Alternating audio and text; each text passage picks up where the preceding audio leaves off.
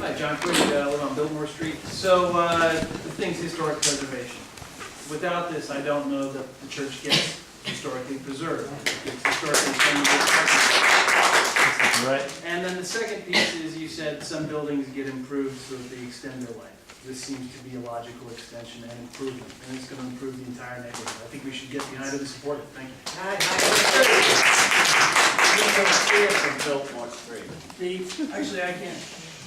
No, you can't. This project, the HPRB evaluation, as people have pointed out, is supposed to be aesthetic.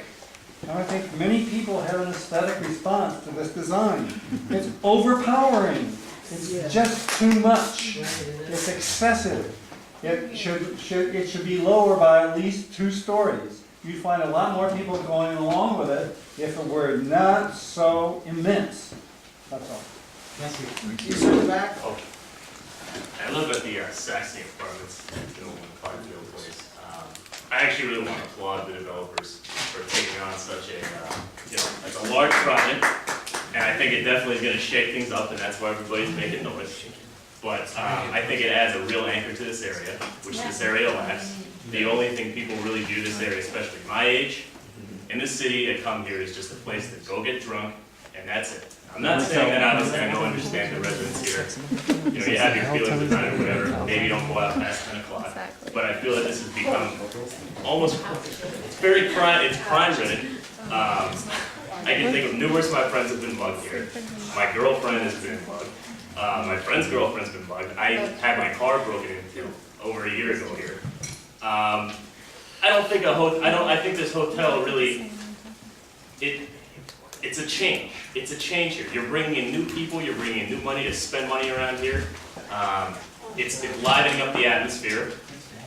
It's already Hey. live. No, it's livening up. It's livening up by people that come here to get drunk and have no presence here. You're bringing in people, more people with money in their pockets that are more sophisticated, and it opens up people's mind about Adams Morgan and says, hey, you know what? Instead of let's go get drunk there, you're gonna get some more sophisticated people over here. If they just are in a hotel, they don't live. Well, okay, let me finish speaking. We're not addressing the issue. The issue is not the merits of the hotel. The issue is Right. I think this hotel, it creates a change in the area, and that's why everybody's making, a big fuss. But if you want to talk about what's going on here for the past couple of years, all the drunkenness, all the crime that just continues to happen, and if you think that's good and consistent, then fine. But if you want to actually, these people are trying to do something here and change the scenario, change the scene.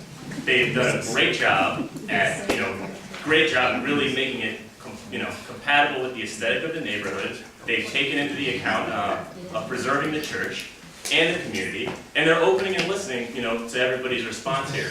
And, I think as far as the opposition's concerned, other than, all I hear is basically you're reluctant to change. That's your main argument. So, if you want to,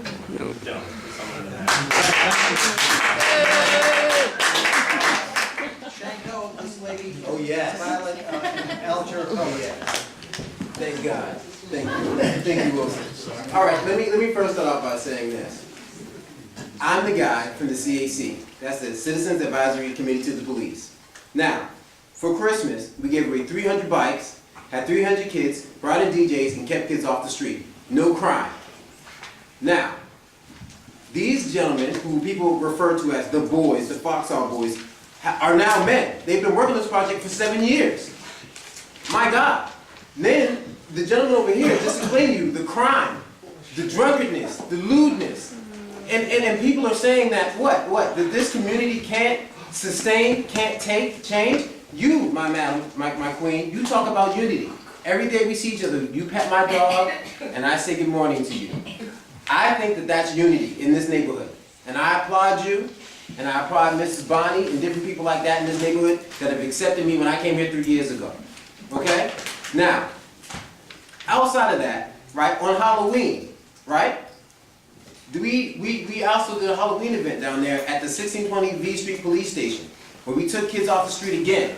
Now, I haven't seen different people who I say out here, all this, oh, we're against this and we're against that. I haven't seen you down there at the police station. I haven't seen you making any arguments towards the different rampant crimes and robberies and rapings that are going on in the neighborhood.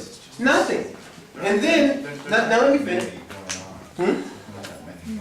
Well, 3 or 4, but I'm saying, at 1 is too much. 1 is too much. Now, in closing, in conclusion, right, there are 17 empty, vacant businesses. Now, I can look at one gentleman who I know used to love to pay less. Now, that feeling is gone. Not for long. Yeah. Right? So what are we really talking about here? We're talking about ingenuity, prosperity, jobs, and a new Adams Morgan. That is not throwing out the old Adams Morgan. It's growing, it's maturing, just as these developers have for the past 7 years. That have, at this point, I believe, should be accepted as part of this community. Because they have beat the street, they've gotten petitions, they went door to door, they've shaken hands, they work with underprivileged children. I mean, my God, what is the problem? Thank you for my time.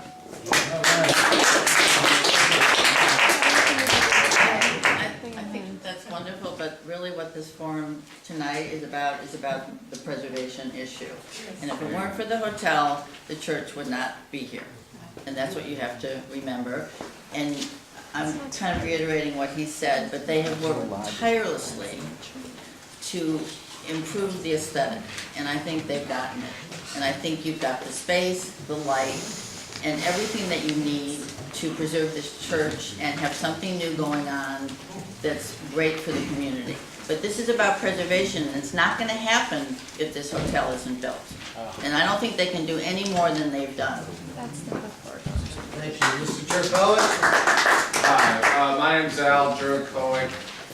I've lived in this neighborhood since 1983 at 2800 Ontario Road. I'm president of the Lanier Citizens Association. We took a vote, we unanimously voted for the hotel. We also took a poll of other people who were in the room. They voted for it who were not members of the association. I conferred with a fellow board member, Robert Corcoran, who is an architect. We both thought that the compatibility issue is really, what we think is thoroughly compatible. The height, and it might be controversial. See, this is an issue that Adams Morgan always has to pioneer. We've always been a controversial kind of community. We've always had the kinds of new things and new kinds of energy. And I think this is a brilliant opportunity for Adams Morgan, in a sense, to, move ahead. The past is lost and gone forever, and we can keep a bit of that past by keeping this church. And I think the hotel will be a wonderful addition to Washington as well as Adams Morgan.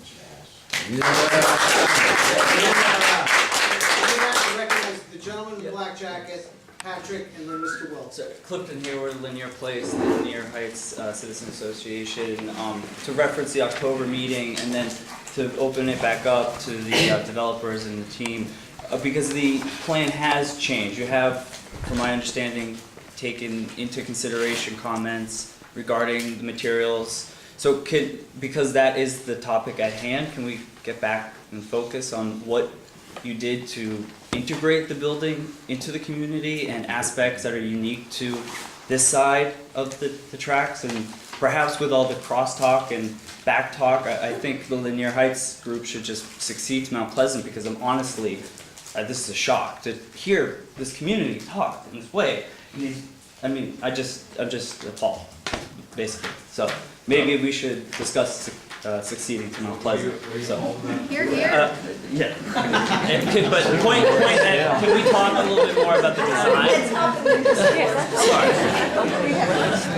I want to stop. I want to pause before I recognize Mr. Landon. Do you have a version 2 years ago, blue glass thing? It's on the, Yes, you did. it's on the page right in front of you. This? No, the hotel, turn it around. Okay, That's so the old one, here's the, This- here's the. Does anybody got this? I got it, I got it. Pass this around the room. Yes, ladies and gentlemen, what do you gotta say? Turn around. You look at this thing right here, Yeah. and you look what they got here, you can't tell me this is not an improvement. Okay, I'll get you where you want to be. Look at that. All right, Mr. Lambert. Different. I feel like this is sort of the third strike. The first strike was a $46 million tax break. We've just heard from the opening meeting tonight that the city is in deficit of $112 million. The second strike was that you could go into a neighborhood that has a rule that everybody here has to obey, except the developer. This building is 2.5 times bigger than the law allows. An exception must be granted. Second strike. Now the third strike is, the historic review is going to do its job. It's very competent and it does what it does. There's no need for the ANC to pass this motion tonight. If the ANC does not move on this motion tonight, historic review will do their job. But passing the motion tonight begins to look like that the ANC is lobbying for the developer, and that would be the third strike.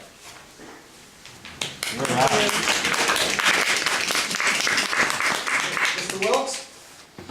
I just, actually, I've been here 31 years, and I'm not against development.